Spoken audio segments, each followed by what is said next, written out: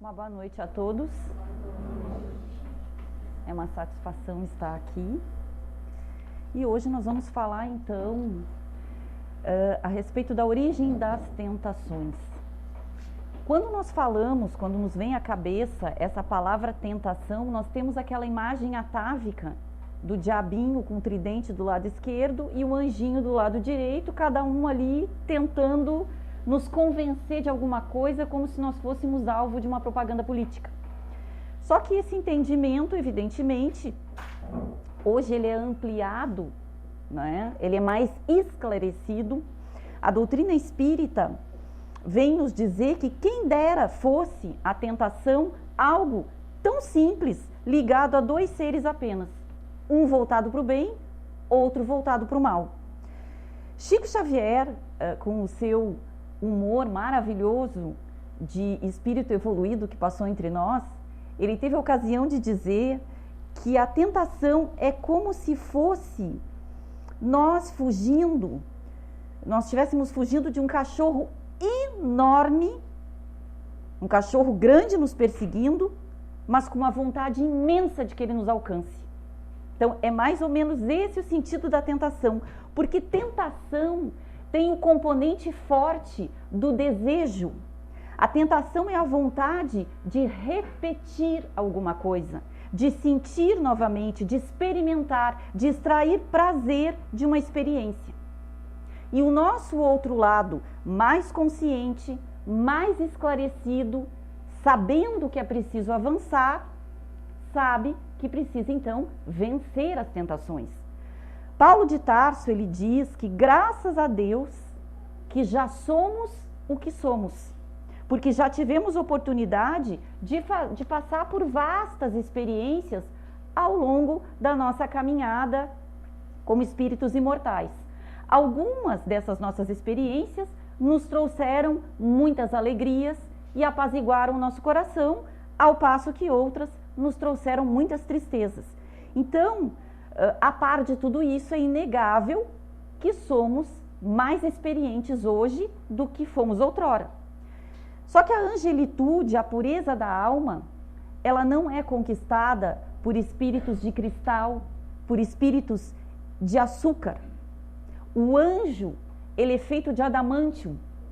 E quando eu ouvi essa expressão, que fui pesquisar, seria mais ou menos as garras do Wolverine, aquele material utilizado para as garras do Wolverine, que é um material indestrutível, é um metal muito forte, porque as entidades angélicas, elas são forjadas na luta, na renúncia, no sacrifício, no trabalho e na disciplina.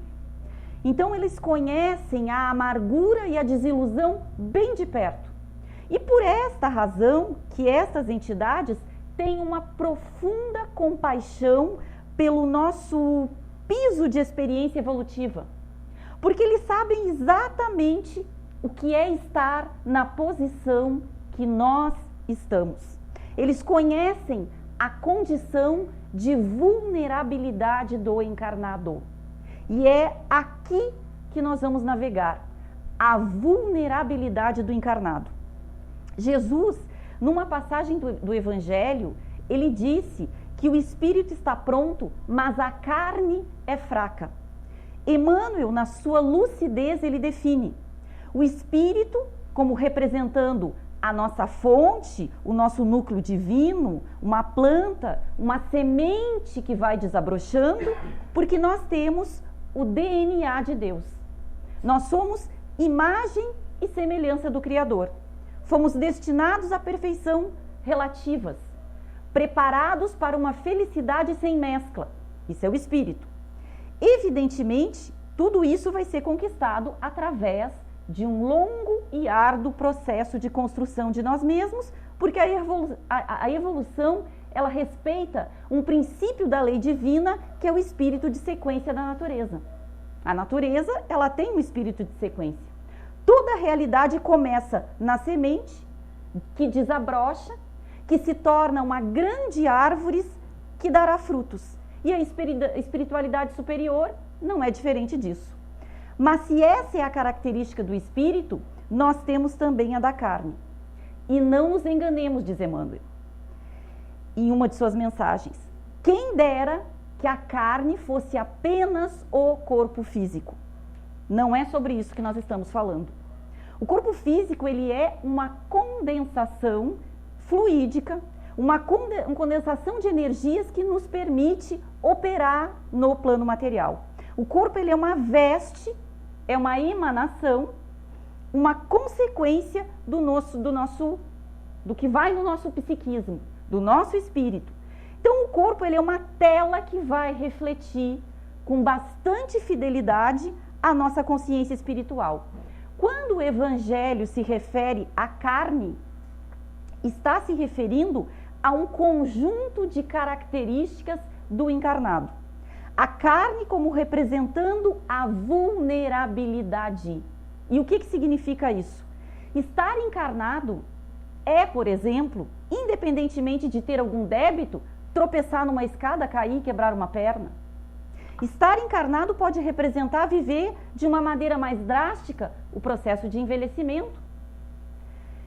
A impermanência, saber que do berço ao túmulo nós somos peregrinos e experimentamos, vivenciamos esse estado de impermanência. Porque nós não sabemos, ao menos conscientemente, quanto tempo nós estaremos aqui encarnados. Nós não sabemos por quanto tempo os nossos afetos permanecerão ao nosso lado. Pessoas que nos sustentam, que nos nutrem espiritualmente, magneticamente, podem ser convidados nesta noite a retornar à pátria espiritual. Então, ao estarmos encarnados, nós não estamos de posse de toda a nossa memória. E isso faz muita diferença, tanto no sentido negativo, quanto no sentido positivo. No sentido negativo, porque se nós pudéssemos lembrar de tudo que nós fizemos, de todos os nossos erros, de todas as nossas inconsequências, talvez nós não tivéssemos um sorriso tão espontâneo.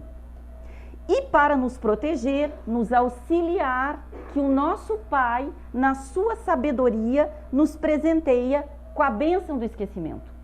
Então isso significa olhar para alguém sem lembrar dos equívocos já cometidos naquela relação. É poder recomeçar de novo, poder reconstruir, poder refazer, recompor o destino sem julgamentos, sem condenações, sob as bênçãos do esquecimento.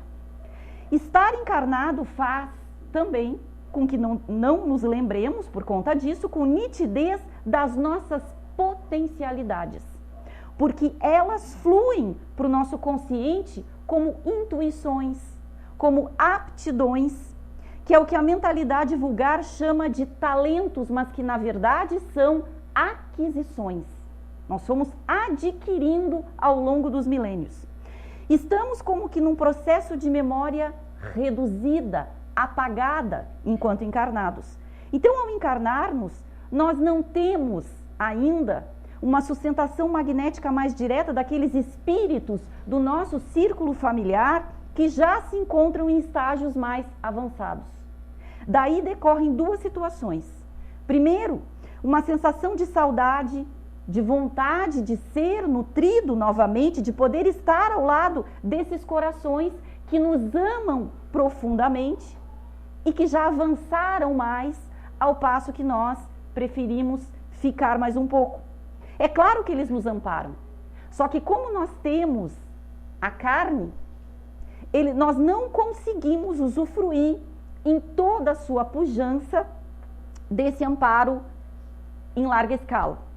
Então é por isso que a entidade angélica responsável pela reencarnação de Alcione, quando ela se propõe a reencarnar para resgatar uma alma que lhe é muito querida, diz a ela: partes numa missão arriscada. Você tem consciência de que na carne, embora na sua condição espiritual, vai experimentar carência, solidão, necessidade de aprovação, necessidade de acolhimento, de envolvimento.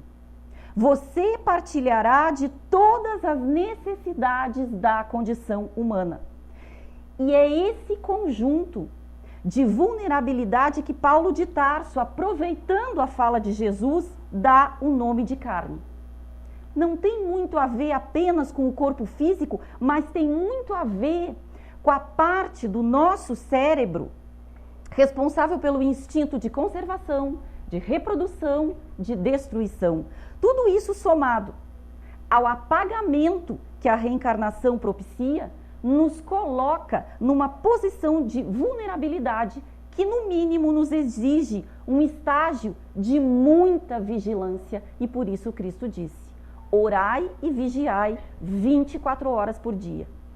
Então, e é aí que entram os mecanismos da tentação. E é bom lembrar, isso é muito importante que se frise, que se nós não sofremos nenhuma tentação, talvez seja um indício perigoso de que já tenhamos tombado sobre ela. Ou seja, já nos entregamos tanto que já não há mais nada que ser tentado.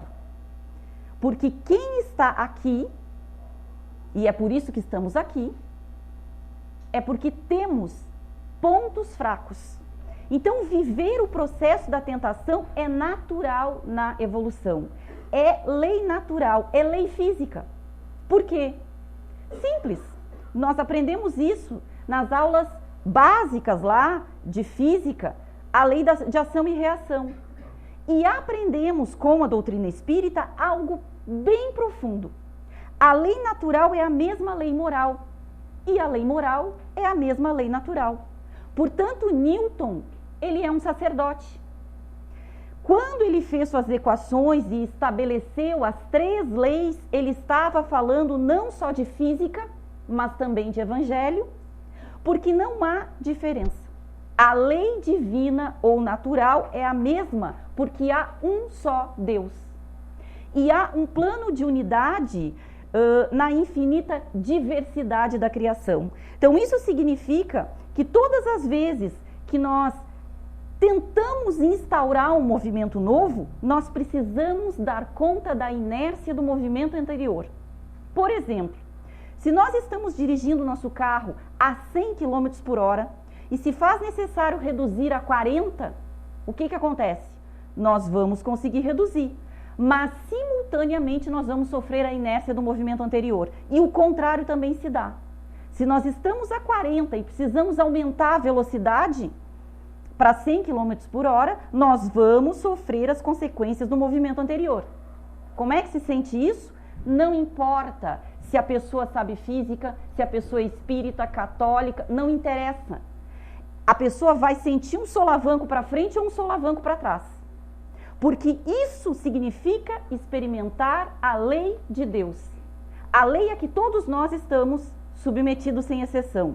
Então, portanto, toda vez que nós saímos de um processo psíquico que pode ter uma duração de 5, de 6, de 10 ou de mais existências e ingressamos ou tentamos ingressar num novo movimento psíquico, nós sofremos a inércia do movimento anterior. Então, essa inércia do movimento anterior, ela é vivida como o processo de tentação, da vontade de voltar a errar. E é natural. Então, às vezes, a gente volta. A gente volta várias vezes até ter força moral suficiente para sustentar o movimento novo. Então, é assim que a criatura que teve, por exemplo, 5, 10, 15, 20 existências envolvidas numa situação de poder, ao voltar à nova existência e ao se propor a uma nova experiência, agora não mais centrada no poder, mas numa outra proposta esta acolhida por ela na pátria espiritual, vai experimentar a inércia. E quando se percebe, enxerga-se repetindo velhos padrões de conduta, de crenças, de comportamentos inconscientes. Essa é a tentação. Isso é tentação. Então, e não imaginemos aqui que o Criador, nosso Pai, julgando, recriminando, porque nós somos integralmente amados e respeitados por Ele. Quer avancemos, quer estacionemos, o amor de Deus por nós é inalterável.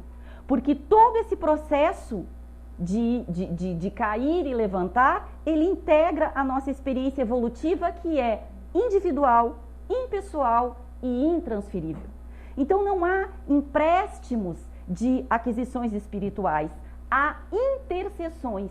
E estas integram o regime de amor de Deus que sempre nos socorre quando nós precisamos. Então, quem se propõe a uma evolução consciente está sempre em tentação, está sempre lidando com comportamentos e hábitos perniciosos cujas raízes se estendem no profundo do nosso psiquismo. Então, é a nossa história, é a nossa genealogia, é a nossa realidade. Então, assim, quando o Evangelho fala das multidões que seguiam Jesus, nós podemos imaginar, num plano social, várias pessoas seguindo Jesus. Mas se nós transferirmos essa observação para o plano interno, nós veremos em nós uma multidão. Porque a Kátia de hoje, ela é filha de alguém da reencarnação passada e esse alguém é filho de alguém da anterior. E assim nós vamos numa cadeia regressiva e nós podemos voltar 20, 30, 40 reencarnações para trás. Então a verdade é que há uma multidão dentro de nós. E não é só uma multidão de personalidades. Porque se há um ser central que não é a Kátia, é uma consciência que observa. Nós conseguimos nos observar.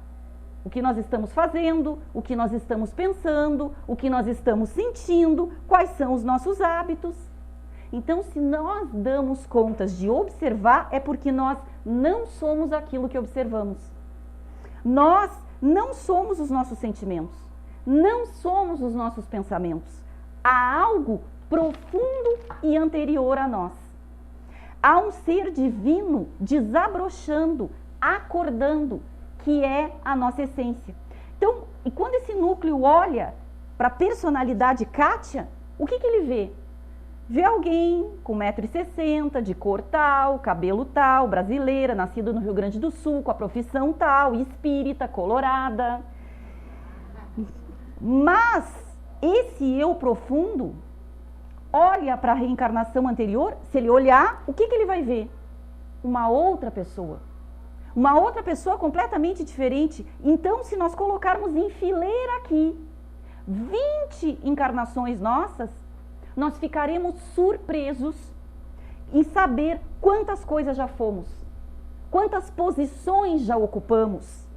E tornando isso ainda mais complexo, em cada personalidade que nós animamos, nós tínhamos um círculo de relações. Nós estávamos num determinado contexto social, cultural, agíamos segundo os padrões do grupo onde estávamos inseridos e, principalmente, agíamos segundo o horizonte de evolução da humanidade naquele período onde estávamos. Então, nós não podemos supor que numa encarnação lá na Idade Média, por exemplo, nós tínhamos a mesma compreensão, o mesmo raciocínio que nós temos hoje aqui em Taquara, neste século. Então, o certo é que quando somamos tudo isso, nós vemos que nós temos muitos desafios a serem vencidos. No livro Caminho, Verdade e Vida, capítulo 129, Emmanuel encerra uma mensagem referente à origem das tentações, dizendo assim, bem sutil: recorda-te de que cada dia tem situações magnéticas específicas. Considera a essência de tudo que te atraiu no curso das horas e eliminarás os males próprios atendendo ao bem que Jesus deseja. Exemplo: se nós colocarmos uma cesta de diamantes em frente de um cavalo, e se nós experimentarmos tentar o cavalo com isso, nós não vamos conseguir. Porque a cesta de diamante não é uma situação magnética que atrai o cavalo. Agora chega em Brasília com uma cesta de diamantes. Então, se nós enchermos esta mesma cesta com milho e colocarmos na frente do cavalo, aí nós vamos tentá-lo. Porque há um processo vibratório. Por isso que Tiago, o apóstolo, ele disse: cada qual é tentado pela própria concupiscência que o arrasta e o seduz. É um processo de dentro para fora. Então, o primeiro, a tentação, exterioriza o segundo, a concupiscência. Algo aconteceu dentro de mim, é a concupiscência. Depois acontece fora, é a tentação. Então, nós ocidentais, nós vivemos a ilusão de que o mundo exterior determina o mundo interior. Só que é o mundo íntimo que determina o mundo exterior. Não é vida e pensamento, é pensamento e vida. Tal qual sentimos, tal qual pensamos, essa será a nossa vida. E a tentação é a exteriorização da concupiscência. E o que é a concupiscência? Segundo Emmanuel, é o fundo viciado e perverso da natureza humana primitivista. Então aqui nós vemos dois componentes, vício e perversidade. Vício é algo que passou da medida. Nós dificilmente encontraremos animais viciados porque o instinto é preciso. O instinto sexual nos animais é cíclico, temporário e preciso. O desejo sexual é atendido com precisão. Aliás, não há nem desejo. Ninguém encontra, por exemplo, um leão ou um cachorro num consultório psiquiátrico porque está viciado em sexo.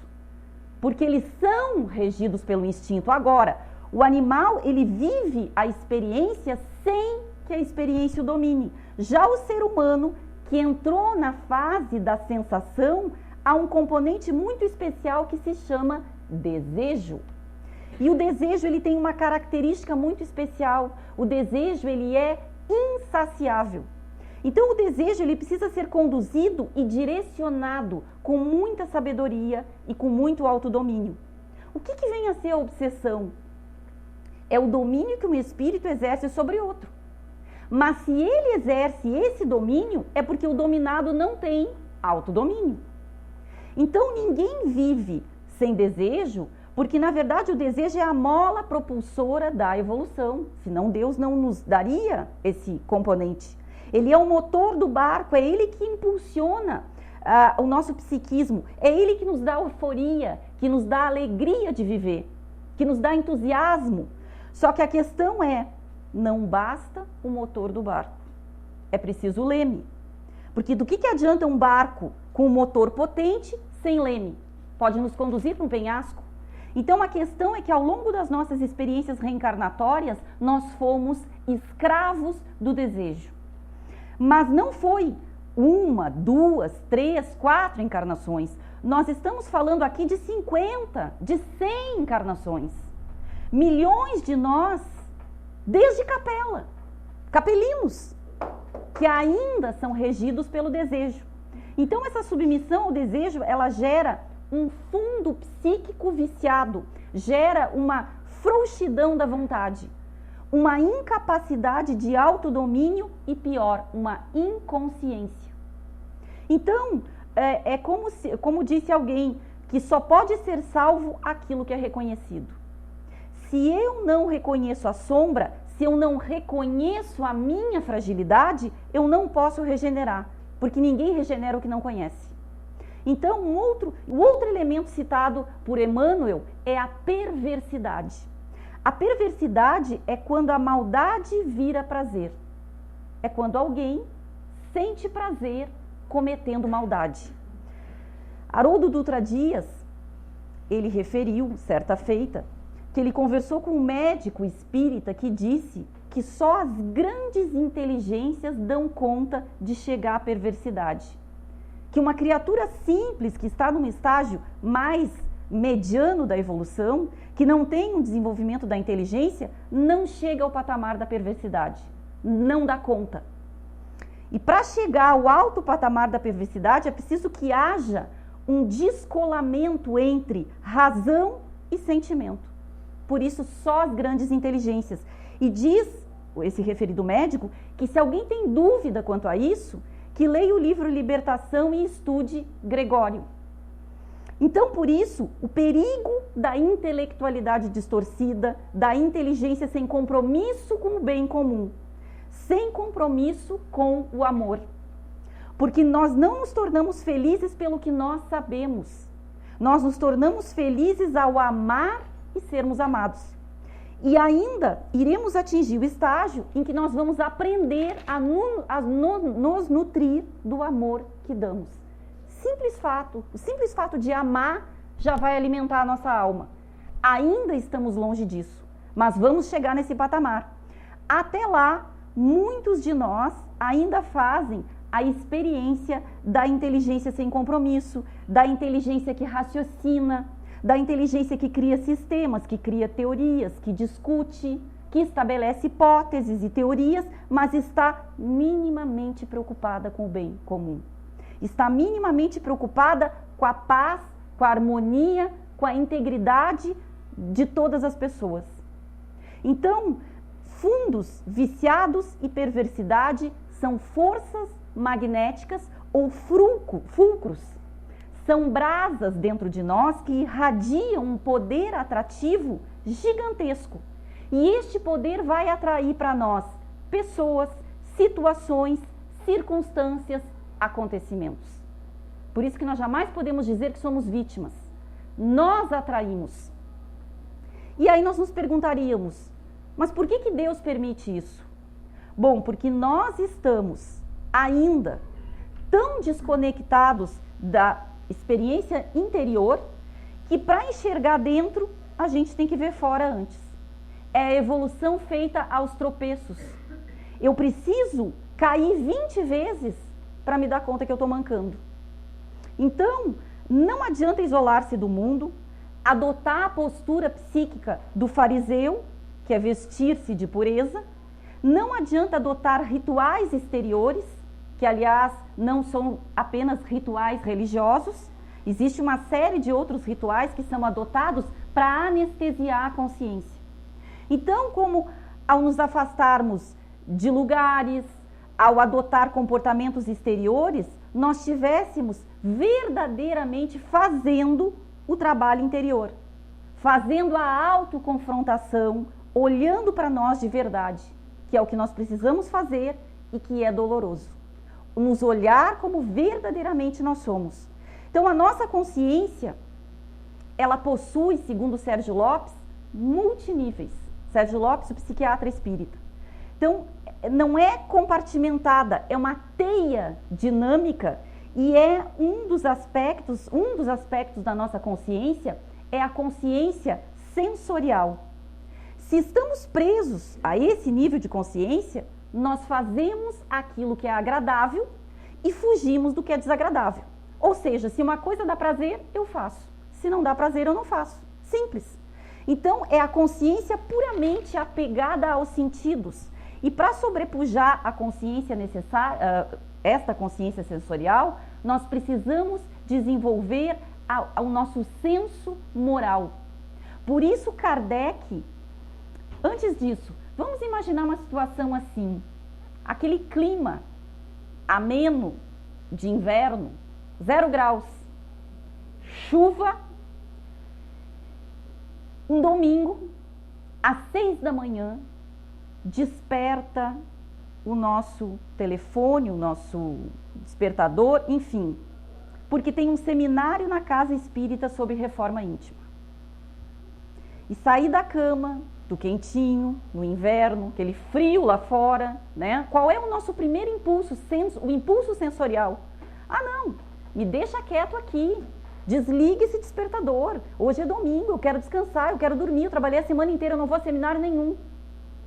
Essa é a consciência sensorial. Agora, o que faz alguns abandonarem esse estágio de agradabilidade sensorial? O senso moral. O senso de dever. Por quê? Porque a consciência moral se orienta por outro padrão. O bom nem sempre é agradável. Por isso Kardec dizia, compreende melhor o espiritismo que tem o senso moral desenvolvido, porque a consciência que ainda está no nível sensorial tem muita dificuldade de entender o espiritismo. E tem mais dificuldade ainda de entender o evangelho. Tem uns que dizem assim, pô, esse povo do evangelho só fala em cruz, só fala em Deus, só fala em sofrimento. Ô, gente masoquista, eles não conseguem compreender ainda. Então, nós não adquirimos um título de competência, e nós precisamos nos dar conta disso, sem senso moral, sem disciplina. Porque tem coisas que é chato adquirir disciplina, mas é só através dela. Por isso que Emmanuel disse para Chico, disciplina, disciplina, disciplina. Então, um pianista, por exemplo, que se apresenta num grande concerto e estuda 8 horas por dia, é chato. É agradável fazer 1 dia, 2 dias, 3 dias, mas anos é chato. O grande violonista Segovia, ele dizia, se eu ficar 1 dia sem tocar, eu não percebo muito. Se eu ficar 2, eu percebo. Se eu ficar 3, a plateia percebe. Então, nós imaginemos 6 dias por semana estudando, 6, 7, 8 horas por dia, para ter um desempenho de 1h30 numa determinada apresentação. Passa 1 ano, passa 2, passa 3, ok. Mas ele teve uma carreira de 70 anos. Ele desencarnou quase aos 90 anos fazendo concertos. Então isso não pode ser agradável, porque não é para ser agradável. É para ser bom. E o bom nem sempre é agradável. É isso que nós precisamos nos dar conta. Então, quando nós falamos em superar uma tentação, não é algo agradável. Não é agradável, é cair na tentação. Por isso que Chico disse, tentação é ser perseguido pelo cachorrão enorme com vontade de ser alcançado. É como a gente dissesse pro cachorro, vem, eu vou correr devagar, me pega. Porque é agradável. O agradável é deixar-se dominar pela tentação. O desagradável é vencer-se, é superar-se. Então é para isso. E para isso qual é a força que polariza o nosso esforço de renovação íntima? Qual é a força que nos torna capazes de superar hábitos milenares?